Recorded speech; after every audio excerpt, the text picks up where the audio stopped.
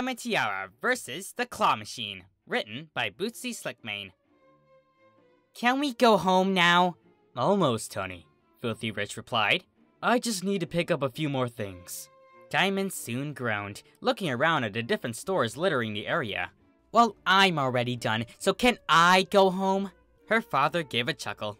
Sorry, but there's no way I'm letting you ride that train back to Ponyville all by yourself. Should have bought Rodolph, Diamond muttered. Dana could easily just ride home with him. Why didn't we bring him anyway? We could have finished an hour ago. You don't like spending time with your old man? Her father asked, with a crooked smirk.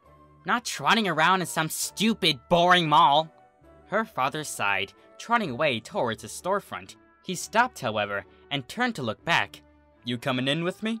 Diamond soon turned her eyes to see where he was going, and shook her head in response. Yeah, no, you can go ahead and buy toasters without me. Her father watched her for a few more seconds, before turning and going to the store. Great! Just great. Now what was she supposed to do? Just sit around and wait?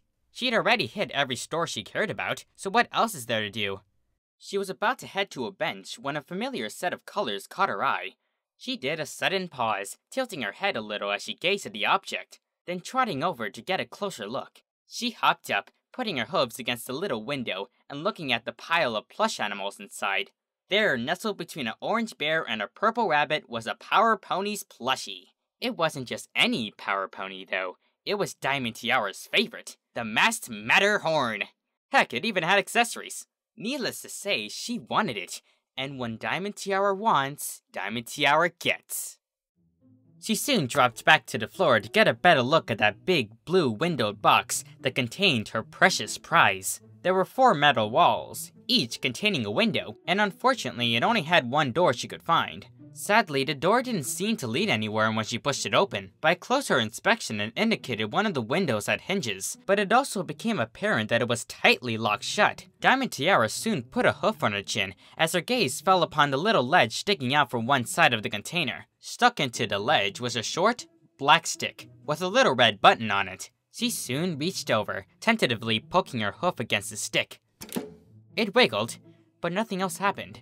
She moved her gaze to the inside of the container again. Suspended above the various toys and dolls that littered the box was a 3-pronged, claw-like thingy that was made out of metal, it seems. The claw was hanging above a big hole that seemed to lead to the little door she already spotted. Diamond hummed to herself as she scanned the machine for some sort of clue. Sure enough, plastered to the front of the container was a little yellow sticker, brimming with words. She leaned in to read it.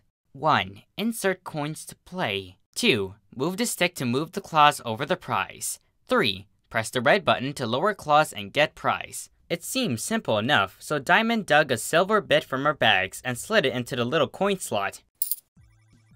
As soon as the coin was in, the device suddenly sprang to life. Lights flashed and danced before her eyes, and tinny, annoying music started coming from the machine. Not letting herself being distracted, Diamond Tiara grabbed out the joystick in her hooves and started pushing it. Unsurprisingly, the crane that suspended the claws moved in the directions that Diamond had pushed the stick. So far, so good. After repeated nudging, Diamond pressed the little red button. The 3-pronged claw lowered itself on the string, landing right next to the masked Matterhorn plushie. It rested there for a moment, then slowly moved back upward as the 3 metal prongs closed around nothing. Dang it! Diamond pushed on the stick to adjust her aim, but the crane wasn't responding anymore. Instead, the crane moved itself back to where it had begun.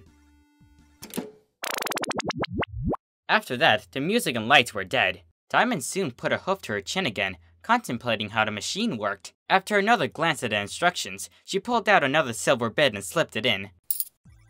The box came alive once again, and Diamond grabbed the stick. She took her time during the second attempt, tapping the stick carefully into position before even putting her hooves close to the red button. What? Hey! Diamond shouted, punching a hoof against the glass as the claw started to drop by itself. I didn't push the button! Hey, what gives? She scanned the machine again, her eyes coming to rest on 2 little windows built into the ledge near the stick. She squinted to read the writing above them as the machine went quiet again. One simply said, credits. Diamond scratched her head a little at that one, but then she shrugged and moved on. The second window had the words, "Time left," written above it. Diamond soon put in another bit and watched the little windows. As the music came on, the two tiny windows lit up, showing some red numbers. The credits window read 1, while the time left box read 15.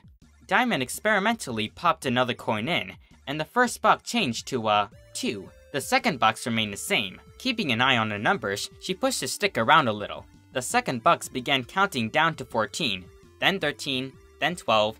When it reached 0, the clock dropped on its own and came up with nothing. Diamond scoffed, turning away from the stupid machine it seems. She could see her father still shopping across the hall, browsing through a selection of toasters. She groaned, turning back to the machine. That masked Matterhorn plushie was still there, staring blankly at her from the pile of toys. The second box had reset it to 15, but the first box now read 1 again, so she must still have a chance left. She might as well give it a shot, right? 2 minutes and 7 coins later, Diamond was growling as the claw missed its mark yet again. Another coin was fed to the frustrating device, and Diamond was halfway to the plushies when her ears have suddenly hurt some pony. "I don't think you can get that one." Diamond gritted her teeth, ignoring the voice behind her as she slapped down the red button and dropped the claw. To Diamond's increasing annoyance, the claw had just gave an ineffectual tug on a stuffed toy and came up empty again. Her blue eyes swiveled as the source of the voice stepped up next to her. The brown colt stepped around the machine, looking in through the side as he said, "Why don't you go after that green lizard? He's definitely gettable." Diamond rolled her eyes and inserted another coin. "Because I want that one," she replied as she guided the crane to the masked Matterhorn plushie. That goober's wedged pretty deep," the colt commented, adjusting the propeller beanie resting on his head. "I don't think you can get it out." He watched for a few more seconds as the claw started to drop. "You should really check your angles too. It's hard to judge distance and everything when you're only looking through the front." "Hey, you got one!" Diamond's muscles scrunched up in rage as the claw reset itself.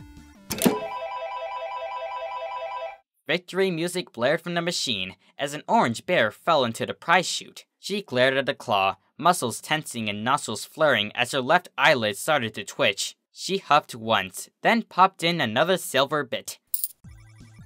"Aren't you gonna get your prize?" Diamond didn't seem to even turn around, going right for the stick again. "No, but I don't want the bear," Diamond growled. "It's still better than nothing, right?" the colt said. Diamond reached through the little prize door and pulled out the stuffed bear. "You think this is a good prize?" The brown colt nodded. "You like it?" she asked mockingly. The colt nodded again. "Then you can have it." Diamond raised the bear high and smacked it down his head. The colt covered his muzzle and beanie as Diamond unleashed a plush hailstorm upon his wailing form. He turned and ran, screaming as he chased and pummeled him with the stuffed bear. She skidded to a stop, slinging the toy down the hall for one final strike. The orange plushie hit him square on the back of his head, sending him tumbling over and over. Soon the colt hit a potted plant. The poor thing. Diamond Tiara trotted back to the claw machine again with a satisfied smile. She reached the detestable device just in time to meet with her father as he trotted out of the toaster store. She paid him no mind, tossing another bit into the coin slot. "Alright honey, I'm all finished up." Her father stood for a moment, watching as Diamond failed to attain her prize. "Honey?" "In a minute, Dad," Diamond said dismissively, feeding in another coin into the slot. She smiled and put her hooves to the glass as the claw wrapped around the plushie's head and started to pull up. When the claw soon reached the top, however, the stuffed pony fell down again.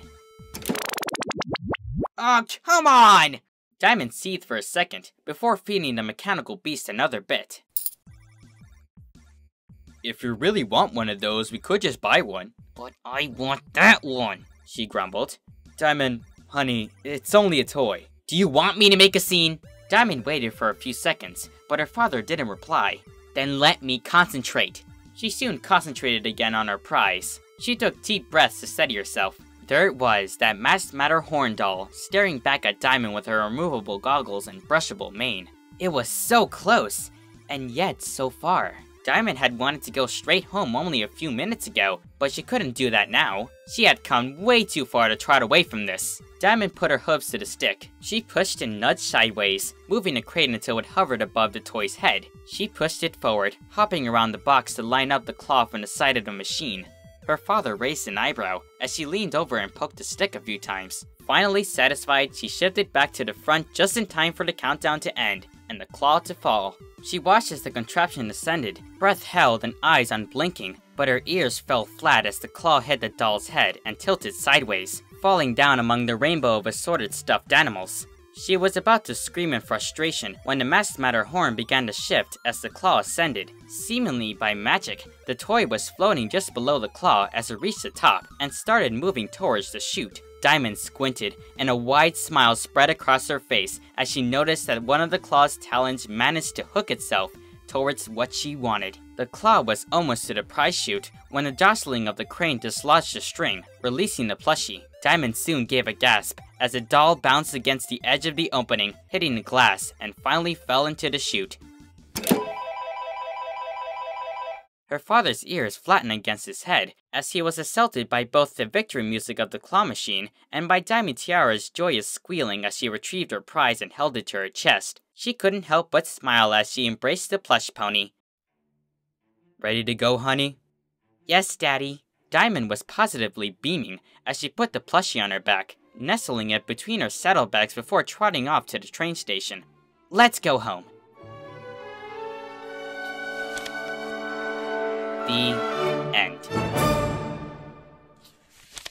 Hello, Worry Pony. Snogwritts here. Hope you enjoyed the reading. If so, be sure to leave a like. And, if you haven't already, subscribe for more readings like this one every Saturday. Alright, that's it for me. This is Snogwritts, signing out.